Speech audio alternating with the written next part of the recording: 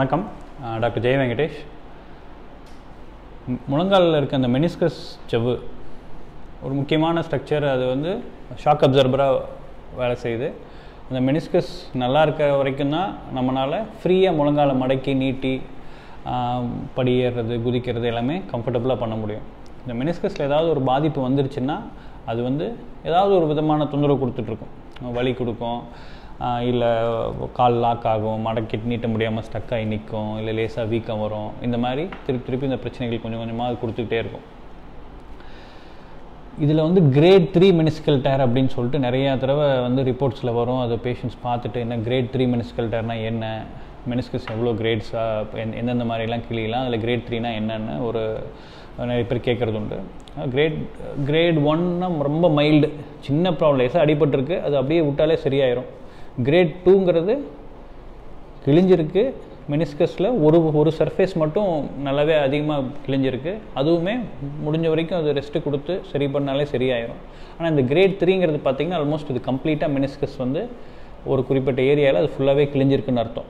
So அந்த மாதிரி இப்போ கிரேட் 3ஆக இருக்குன்ற பட்சத்தில் அது வந்து ஒரு எக்ஸ்ட்ரா கேர் கொடுத்து ப்ராப்பராக அதை ட்ரீட்மெண்ட் பண்ணால் தான் அந்த மெனிஸ்கஸை பாதுகாக்க முடியும். அப்போ மெனிஸ்கஸ் நீங்கள் ஒழுங்காக பாதுகாத்தா தான் மெனிஸ்கஸ் பக்கத்தில் இருக்க மற்ற ஜவ்வு, இந்த குருத்தெலும்பு கார்ட்லேஜ் எல்லாம் பின்னாடி பிரச்சனை வராமல் அதை பாதுகாத்துக்க முடியும். இப்போ கிரேட் 3க்குள்ளே தான் இந்த பக்கெட் ஹேண்டில் டேருங்கிறதுலாம் கிரேட் 3க்குள்ளே தான். அது ஃபுல்லாக கிழிஞ்சு போயிட்டு ஒரு ஹேண்டில் மாதிரி தனியாக பிஞ்சு போகிறதுலாம் பக்கெட் ஹேண்டில் டேர்லாம் ஒரு கிரேட் 3 டேர்ஸ் தான். அதே மாதிரி காம்ப்ளெக்ஸ் டேர்ஸுமே பார்த்தீங்கன்னா அது கிரேட் 3ஆக இருந்திருக்கலாம், இருந்து அது பின்னாடி அது ஃபியூச்சரில் இன்னும் மோசமாக கிழிஞ்சு போய் காம்ப்ளெக்ஸ் டேராக மாறி இருக்கலாம். இப்போ கிரேட் 3 லெவலில் இருக்கப்ப அதுக்கு ட்ரீட்மெண்ட்டுன்னு பார்த்தா யங் ஏஜ், ஃப்ரெஷ்ஷாக இப்போ தான் கொஞ்ச நாளுக்குள்ளே தான் அடிபட்டிருக்கு, வயசு கம்மி தான், ரொம்ப இந்த மாதிரி தொந்தரவு இருக்குன்னா அதுக்கு கண்டிப்பாக சர்ஜரி பண்ணிக்கிட்டால் ஒரு நிரந்தரமான ஒரு பெட்டர் ரிலீஃப் கிடைக்கும். நுண்துளை அறுவை சிகிச்சை எம்ஆர்ஐ எடுத்து பார்க்குறோம். அதில் வந்து இந்த மாதிரி கிரேட் 3 காமனாக பார்த்தீங்கன்னா மீடியல் மெனிஸ்கஸ் தான், காலில் உள்பக்கமாக இருக்க மெனிஸ்கஸ். அந்த மீடியல் மெனிஸ்கஸில் தான் கிரேட் 3 டேர்ஸ் காமனாக வருது.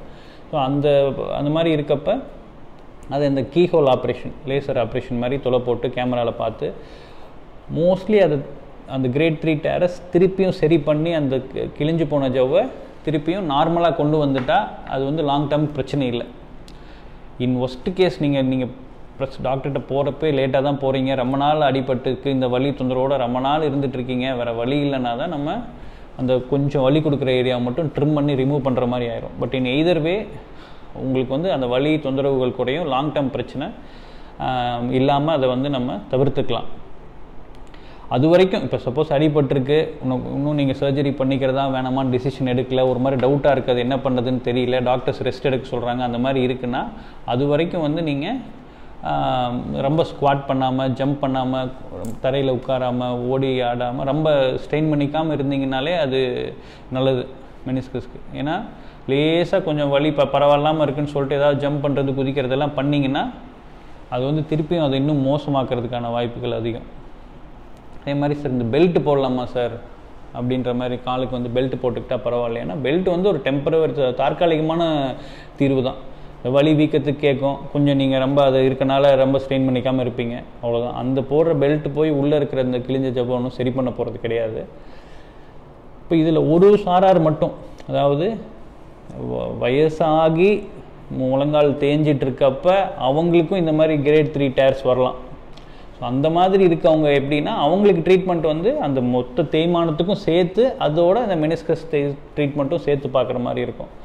அதர்வைஸ் இந்த இளம் வயதினரில் விளையாண்டோ இல்லை விழுந்து ஆக்சிடெண்ட் ஆகி ஜவ்வு கிழிஞ்சிருந்துச்சுன்னா, அதுவும் இந்த கிரேட் 3 மெனிஸ்கல் டேராக இருந்தால் அதை நீங்கள் இக்னோர் பண்ணக்கூடாது. அதுக்கு வந்து நான் சும்மா இந்த கட்டு போட்டு இந்த ஒழுங்காக ட்ரீட்மெண்ட் பார்த்துக்காம காலத்தை வீணடிச்சிட்டிங்கன்னா அந்த மெனிஸ்கஸ் வந்து திருப்பியும் பழைய நிலைமைக்கு கொண்டு வர முடியாமல் போயிடும். அதனால் அந்த ஒரு குரூஷியல் டைமை மிஸ் பண்ணிடக்கூடாது. உங்களுக்கு சார்ந்தவங்க யாராவது இந்த மாதிரி ப்ராப்ளம் இருக்குது, அதுக்கு ஒழுங்காக ட்ரீட்மெண்ட் எடுத்துக்காமல் இருந்தால் கொஞ்சம் அதோட இம்பார்ட்டன்ஸ் சொல்லுங்கள். ஏன்னா இப்போ சமீபத்தில் கூட ஒரு பேஷண்ட் வந்து இது மாதிரி கிரேட் 3 டேரோடு இருந்து நடந்தது ஒரு 2013 ஏதோ கிரேட் 3 டேர் ஆகி அப்போ அவர் ஒழுங்காக பார்த்துக்கல, எண்ணெய் கட்டு அது எதுவும் போட்டுருந்துட்டார்.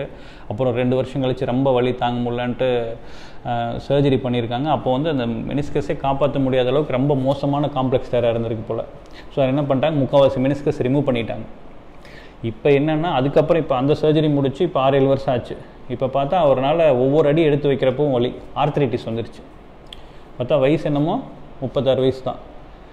ஆனால் இப்போ இந்த கடந்த 10 வருஷத்துக்குள்ளே இந்த இனிஷியலாகவே அவர் ஒழுங்காக பார்த்துக்காதனால அந்த இப்போ மெனிஸ்கஸு இல்லை, அவருக்கு முழங்காலுக்குள்ளே ஒரு சைடு மெனிஸ்கஸ் தான் இருக்குது, இன்னொரு சைடு மெனிஸ்கஸே இல்லை. ஏன்னா அது சரி பண்ணுற டயத்தை மிஸ் பண்ணிட்டாரு. அதனால் அடுத்த தடவை ஃபஸ்ட்டு ஒரு ஆப்ரேஷன் ஆப்ரேஷனில் வலி இல்லாத அளவுக்கு மட்டும்தான் அவங்களால பண்ண முடிஞ்சது மெனிஸ்செக்டமி. அது கொஞ்ச நாள் கேட்டுச்சு. இப்போ பார்த்தா திருப்பியும் மற்ற ஆர்த்ரைட்டிஸே வந்துருச்சு. ஸோ இப்போ இந்த மாதிரி ஒரு லேட் ஸ்டேஜுக்கு வந்துட்டாங்கன்னா அவங்களுக்கு இப்போ ஆப்ஷனே இல்லை. அது என்ன மாதிரி ப்ரொசீஜர் பண்ணுறது, மெனிஸ்கல் ரீப்ளேஸ்மெண்ட், அல்லோகிராஃப்ட் ரீப்ளேஸ்மெண்ட், செயற்கையாக மெனிஸ்கஸ் வேறு எடுத்து வைக்கிற மாதிரி ஆப்ரேஷன்லாம் இப்போ தான் இன்னும் ஆரம்ப நிலையில் இருக்குது இந்தியாவில். அதெல்லாம் வரவே இல்லை.